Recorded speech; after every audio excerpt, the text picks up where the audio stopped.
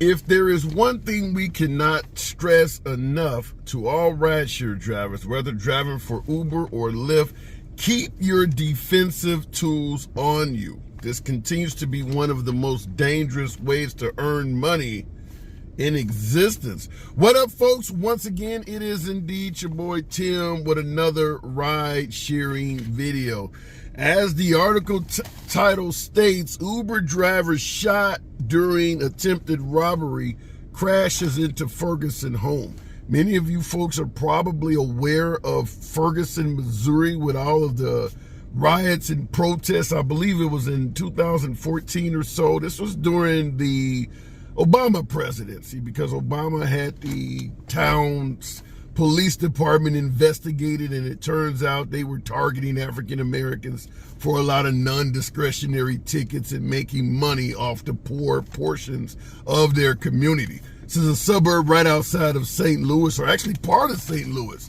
But anyhow, in this particular case, this happened Tuesday night, so yesterday evening, an Uber driver was robbed. That should make you right off the bat ask, why the hell would someone rob an individual whose sole purpose is to engage in cashless transactions? You're not going to get shit from an Uber driver because we don't get paid shit. The notion that you would go out and rob an Uber driver, damn, are people that fucking desperate? This guy is not even collecting money. Think he shows up to work with a bunch of money already on him? Anyhow, in this case, he was robbed by a man and a woman. I believe it was his passengers. Pulled out a firearm and he stepped on the gas, tried to get away.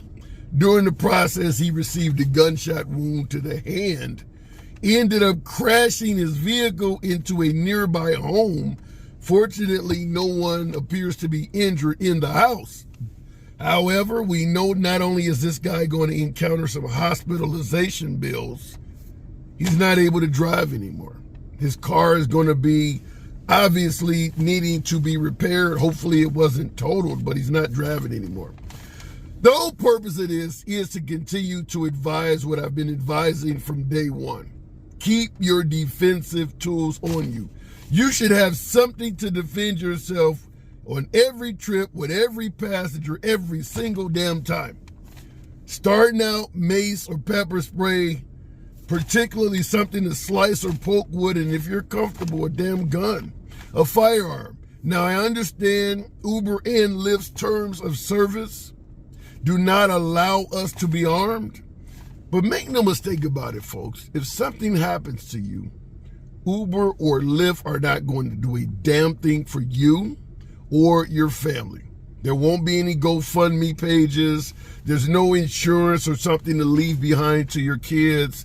They're not even going to send flowers or a card to your funeral. They're just simply going to deactivate your dead ass from the app and replace you with another driver. Do not let someone who obviously do not give a shit about you determine if you can or cannot protect yourself. Obviously, you don't need to be open carrying or discussing what you have on you with passengers or anyone else, but you should be armed. There are cases where passengers have seen drivers with weapons, reported them, and they were taken off the app.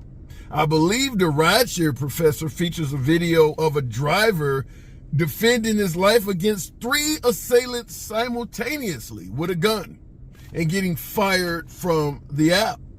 No one was injured, but the driver got involved in a shootout with 3 passengers that were trying to rob him, and Uber responded by taking him off the app, by firing the guy.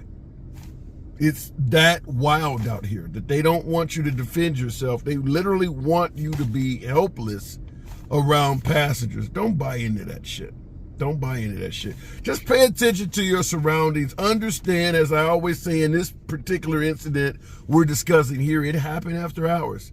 Nothing good happens after midnight, which is why you don't see me doing too many videos suggesting that I was driving 10, 11 o'clock, 1 in the morning, any of that shit.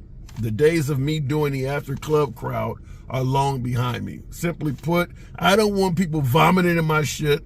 I don't want to have to tell folks you can't bring a drink in my car. I don't want 6 people trying to get in the car that only is designed to carry 4 passengers. I don't want to deal with any of that shit. Not to mention, most of them aren't tipping anyway. So there's just no incentive for me personally to deal with the after club crowd. And as we know, in most markets, the surge pricing has been reduced to all but 0. So there's just no incentive to be out after hours unless you're that focused on the lack of traffic or something like that. I don't fuck with it because stuff like this is what's happening. Nevertheless, keep your defensive tools on you. Be cautious of where you drive, who you pick up, and stay on your toes. It's your boy Tim. Subscribe to the channel. See you in the next video.